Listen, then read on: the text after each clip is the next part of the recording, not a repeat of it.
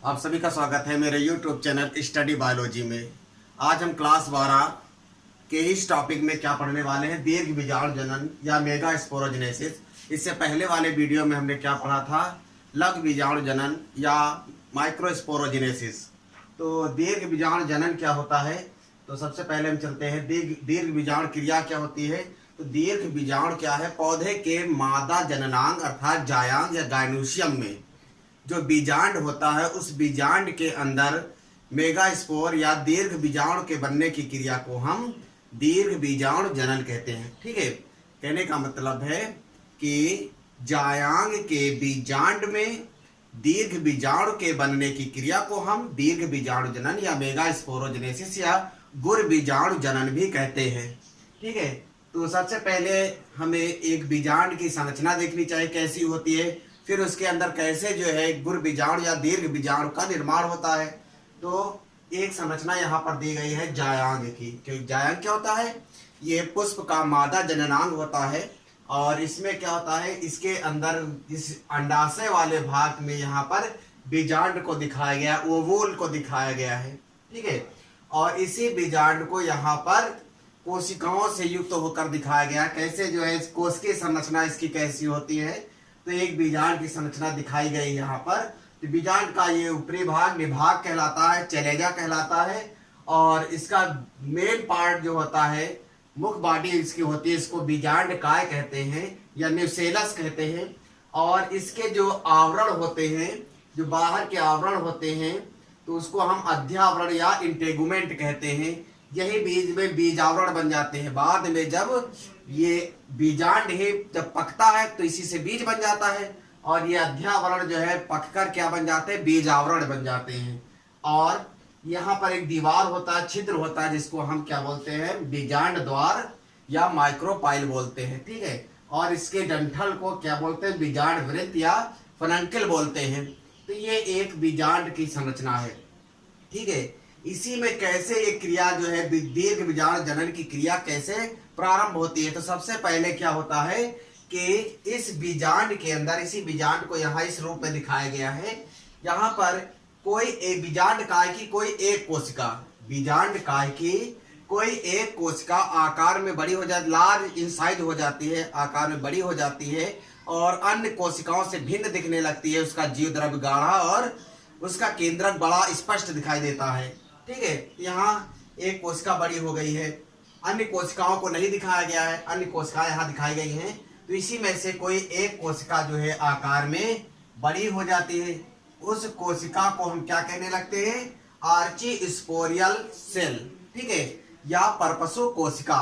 ठीक है, और आर्चीस्पोरियल सेल एक बार जो है समसूत्रीय विभाजन या ट्रांसफर डिवीजन अर्थात अनुप्रस्थ विभाजन करके दो कोशिकीय संरचना का निर्माण करता है, जिसे हम ऊपर वाली कोशिका को प्राइमरी पेराइटल सेल, प्राथमिक भित्तीय कोशिका, और नीचे वाली कोशिका को प्राइमरी स्पोरोजिनस सेल अर्थात प्राथमिक बीजाणु जनन कोशिका कहते हैं। ठीक है, फिर उसके बाद क्या होता है, ये प्राइमरी पेराइटल सेल जो होती है बार बार विभाजन करके इस बीजांड के चारों, बीजांड काय के चारों ओर दीवार का अर्थात भित्ति का निर्माण करती है, वाल का निर्माण करती है। और जो प्राइमरी स्पोरोजिनस सेल है, प्राथमिक बीजाणु जनन कोशिका है, प्राथमिक बीजाणु जनन कोशिका जो है बार बार विभाजन करके, एक बार जो है विभाजन करती है।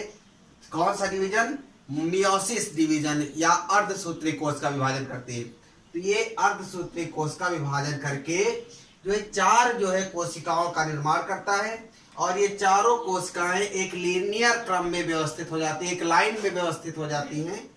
इन्हें हम tetrad megaspore mother cell कहते हैं, चतुष्फल की दीर्घ बीजाणु कोशिका कहते हैं।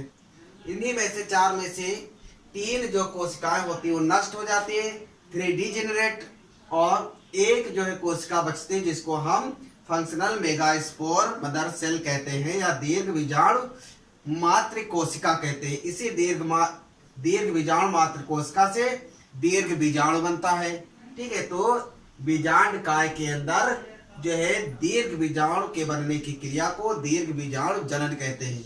इसी को हम इस चार्ट के माध्यम से समझ सकते हैं कैसे ये क्रिया होती है। सबसे पहले यहाँ पर दिया गया है, इसका मादा भाग होता है गायनोसियम या जायांग, और जायांग के अंदर होता है बीजांड ओवुल।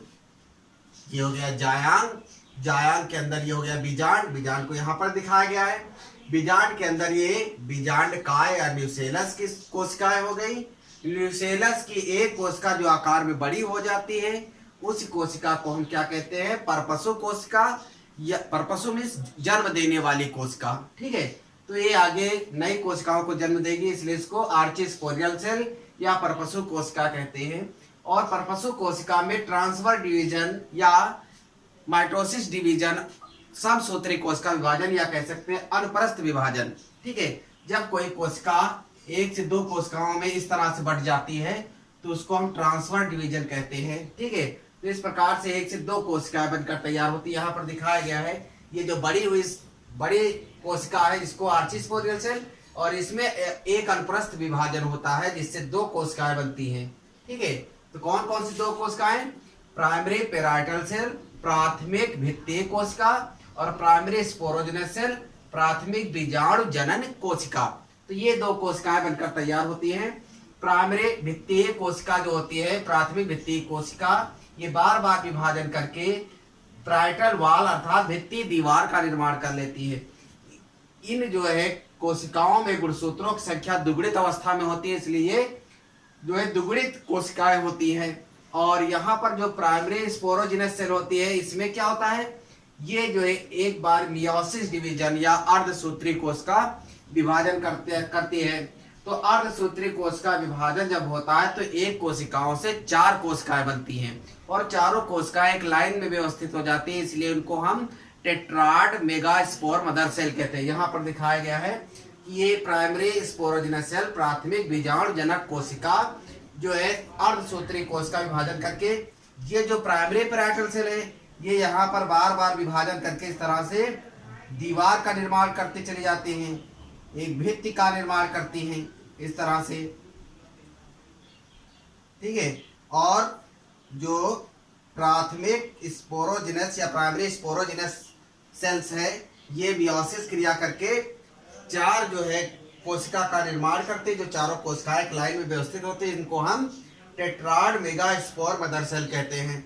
और ये टेट्राड मेगास्पोर मदर सेल में से तीन सेल्स जो होती हैं, यहाँ पर लिखा हुआ है टेट्राड मेगास्पोर मदर सेल या चतुष्दीर्घ बीजाणु मात्र कोशिका, इसमें से 3 सेल्स जो होती है, तीन कोशिकाएं डीजेनरेट हो जाती है, नष्ट हो जाती हैं, और एक कोशिका बचती है जिसको हम फंक्शनल मेगास्पोर या जो है क्रियात्मक दीर्घ बीजाणु कहते हैं। जैसे यहाँ पर दिया गया है, एक बचता है उसको फंक्शनल मेगास्पोर मदर सेल, और यही बाद में क्या बन जाता है, दीर्घ बीजाणु बन जाता है, या जो है मेगास्पोर या दीर्घ बीजाणु बन जाता है। ठीक है, तो ये इस तरह से जो है गायनोसियम के बीजांड के अंदर दीर्घ बीजाणु का निर्माण होता है। इसी क्रिया को हम दीर्घ बीजाणु जनन कहते हैं। ठीक है, एक बार और समझ लेते हैं चार्ट के माध्यम से। तो सबसे पहले गायनोसियम पुष्प का ये मादा जननांग होता है, इसके अंदर बीजांड पाया जाता है। बीजांड में बीच वाला जो मुख्य भाग होता है उसको बीजांड काय कहते हैं, न्यूसेलस कहते हैं।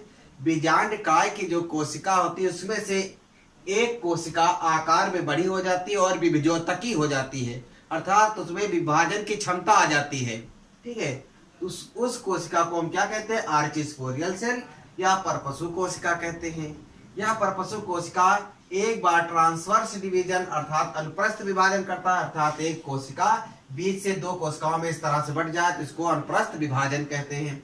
अनुप्रस्थ विभाजन से दो कोशिकाएं बनती हैं, एक होती है प्राइमरी पेराइटल सेल प्राथमिक भित्तीय कोशिका, और दूसरी होती है प्राथमिक जो है बीजाणु जनन कोशिका या प्राइमरी स्पोरोजेनस सेल होती है। ठीक है, ये जो प्राइमरी पेराइटल सेल होते हैं इसमें बार बार विभाजन होता है, जिससे दीवार अर्थात बीजांड के चारों ओर भित्ति का निर्माण होता है। ठीक है, और इधर जो होती है प्राथमिक बीजाणु जनन कोशिका, इसमें मियोसिस डिवीजन होता है, अर्धसूत्री कोशिका विभाजन होता है। अर्धसूत्री कोशिका विभाजन से चार कोशिकाएं बनती हैं। चारों कोशिकाओं को क्या कहते हैं, टेट्राड मेगास्पोर मदर सेल बोलते हैं। ठीक है, चतुष्क दीर्घ बीजाणु मात्र कोशिका कहते हैं। ठीक है, चतुष्क दीर्घ बीजाणु मात्र कोशिका कहते हैं। इन चारों कोशिकाओं में से 3 जो कोशिकाएं होती हैं 3 डिजेनरेटिव, 3 जो है कोशिकाएं नष्ट हो जाती हैं और एक कोशिका बचती है। उस कोशिका को क्या बोलते हैं? फंक्शनल मेगास्पोर अर्थात क्रियात्मक दीर्घ बीजाणु। ठीक है, और इस प्रकार से जो है बीजांड के अंदर दीर्घ बीजाणु का निर्माण होता है। इसी क्रिया को हम दीर्घ बीजाणु जनन कहते हैं। ठीक है, तो इसको एक तैयार कर लीजिए क्योंकि ये परीक्षा के लिहाज से काफी इंपॉर्टेंट है और काफी पूछा जाता है परीक्षा में। ठीक है, धन्यवाद।